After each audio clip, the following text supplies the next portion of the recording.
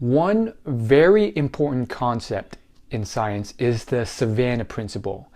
If you can understand and use this, you will succeed so much more than the average person in life. So what is this and how can it help you? In a nutshell, if I were to summarize it in one sentence, the Savannah Principle is basically the fact that we still behave like we do 10,000 years ago, even though it's not good for us. On a genetic level, we can't help it. To explain it a little bit more than that, I want to give you a quick story to illustrate why it happens. So, 10,000 years ago, there were hunter-gatherers. That's how we all lived as humans. We would hunt and gather. And it was mainly the girls that gathered, but that was how we lived. We lived in small tribes, and pretty much most of the jobs out there, the only job was to kill animals and eat them so that we could not starve to death. So we're there, hunting animals and doing our thing. And then all of a sudden, some smart guy started farming, and then that caught on. And what farming did was just explode our resources. We didn't have to rely on each other anymore and hope and pray that we caught an animal every day. We could now farm all this food and then store it, and everyone would have plenty of food to eat, and it'd be awesome. We didn't have to work as hard, and we could have mountains of food. And that development pretty much exploded and changed the world. And then from there, technology came about, and all of a sudden, we're changing really, really fast on a yearly basis. Our whole environment's constantly changing, and all of a sudden, now we live in cities and we have all these crazy things that weren't there before. We have technology, we have phones, we have the internet, and of course we have sugar, we have all these foods, candy, all these unhealthy stuff, fast food restaurants available everywhere at affordable prices, and it's just completely crazy. So what's the point of that story? The point of that story is to illustrate where we are now and where we came from. You see, our species, Homo sapiens, humans, have been around for a long time, much more than 10,000 years. And essentially what occurred was that we evolve very slow. We're one of the slowest maturing species on the earth. The fastest is the fruit fly, or one of the fastest. And what that means is that because it takes so long for one generation to grow up and develop, we change very slowly. Whereas a fruit fly, they can very quickly evolve to their environment. If the environment all of a sudden starts favoring black fruit flies because they camouflage better in the environment for whatever reason, very quickly all the fruit flies will become black because the generations are so quick, and the ones that aren't black get eaten, and they pass them their genetics down. But for humans, it's a lot slower. And what that means, long story short, is that we are still evolved to living life 10,000 years ago, which is completely different from it is now. So what does that mean for you? Well, you can already see the consequences of that, and they aren't pretty. They are not pretty. The most obvious and well-known one for the Savannah Principle is overweight people. And you probably already kind of had a hint at this. There's a ton of overweight people, and that's because we still have these genetics that favor salt, sugar, and fat, which were very scarce, rare resources. That genetic sweet tooth helped us 10,000 years ago. But it doesn't help us now, because now we have so much of it. It's so plentiful that we eat more than we need because it's there. Back in the day, it was so rare that we had to take as much as we could to survive. And so we're not suited for this. We need millions of years to evolve to adapt to this, which we don't have. And now the environment is changing faster and faster than ever. So that's just one way that the Savannah Principle is affecting your life. So what do you do with that? Well, you realize sugar and all that stuff is not good for me. And you set up systems where you don't even encounter the temptation. You don't have it in your house and all that other stuff because it drains your energy and willpower. And you become consciously aware that on a bodily level, you don't accept that. You just say, I know that even though it feels good, this sugar is not good for me. So that's the obvious one. We've got it out of the way. There's actually a bunch of different ways that the Savannah Principle is in effect to this day. And I honestly don't know all of them. If you have any other ideas, feel free to leave a comment and let me know. And then we can form strategies to prevent ourselves from falling prey. The second big one, and here's where we start getting into lesser known ways that this really affects us. Second way is the fact that we still see things like we do in the dating realm, like we did 10,000 years ago. So there's multiple ways that this manifests. Probably the biggest, most common way, most simple way is the fact that we still believe that blonde-haired, large-breasted, great waist-to-hip ratio women are youthful, fertile, attractive, and great. When in reality, all of these traits and more can be manufactured thanks to inventions of the modern world. So hair dye, hair cosmetics, plastic surgery, and a bunch of other stuff can fake a lot of these traits and more that have been universally proven through science to be attractive. There's a bunch of others. Blue eyes is another big one that's been clearly proven through science. And long, silky, smooth hair is another one. And all of these things can be manufactured thanks to inventions and the makeup and beauty business. So what that eventually leads to is the fact that a lot of guys still fall for this stuff that's clearly not actually representative of the girl, in the sense that they can be blonde, blue-eyed, all this stuff thanks to colored contacts and all this other stuff. And a lot of men will fall for that on a genetic level and think that girl is youthful and fertile.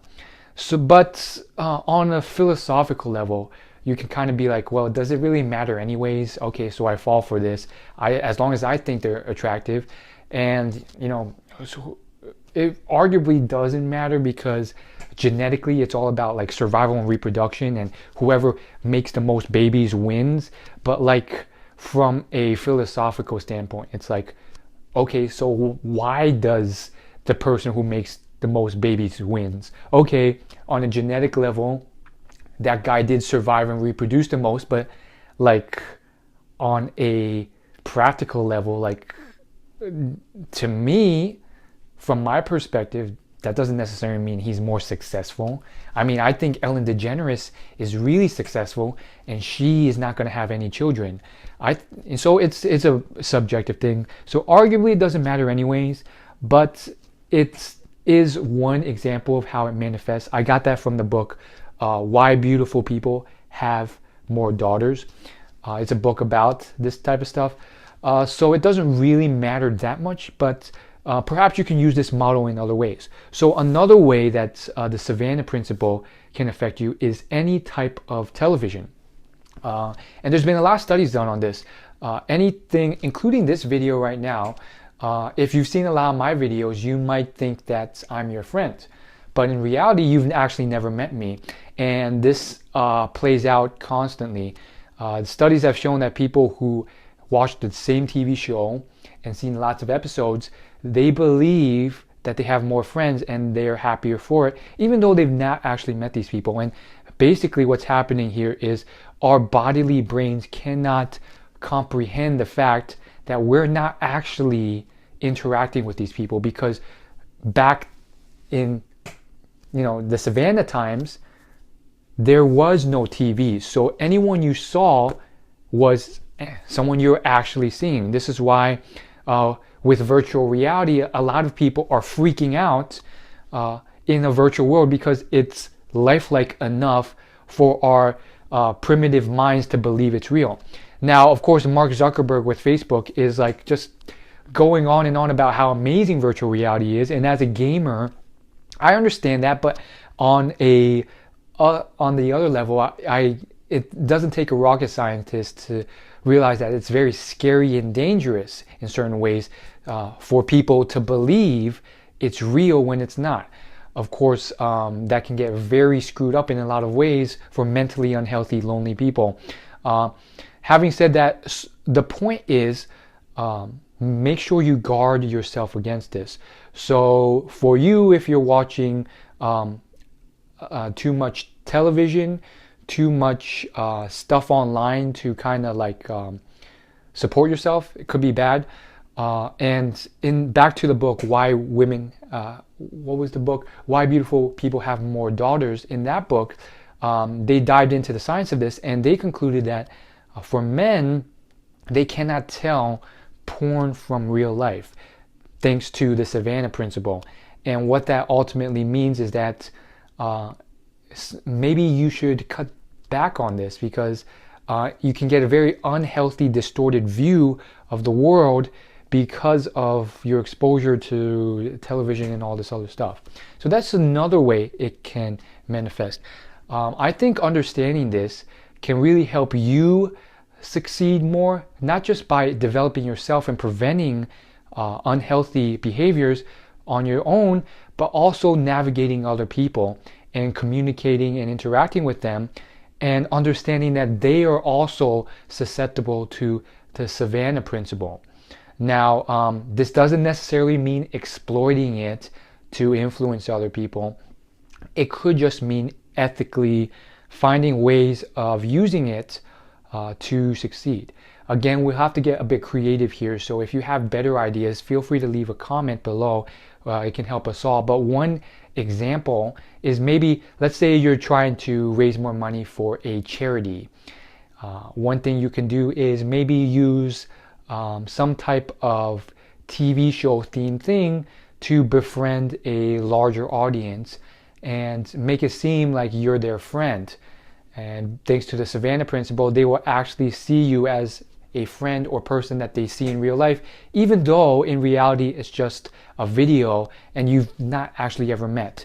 And so thanks to the Savannah Principle, they think on a body unconscious level that you're actually in front of them, and you can win them over to maybe donate more to this charity. So that's just one way it can play out. I'm trying to think of other ways, and honestly, I know there's all sorts of applications, but I just don't know. Oh yeah, here's a big one. The Savannah Principle plays out severely with any type of tribe-like social interaction. So the big culprits are rejection and small town perspective. So what does that mean? Well, rejection is pretty obvious. A lot of guys, they are scared to death of ever making a single approach, because their bodies are telling them that a single rejection would lead to social ostracization, exile, no wife, and no chances of success or survival, which actually did occur 10,000 years ago, back when we were hunter-gatherers. But in the modern world, we live in a place with more options. Some people will tell you, oh, you can just go crazy and be a dick to every girl because it doesn't matter. I think that's wrong, especially because not everyone lives in a large city. And even then, like, your reputation gets around. So I think that's a foolhardy thing. But what it does mean is that one rejection, if you approach politely and you do it tactfully, it's not going to kill you, even though your body is telling you this. And so it's an outdated, obsolete body function that's not up to date with the modern world.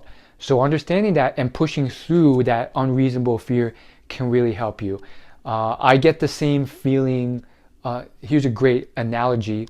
When I am riding roller coasters, I'm scared to death of them because on a bodily level, it doesn't make sense. Flying that far in the air means certain death.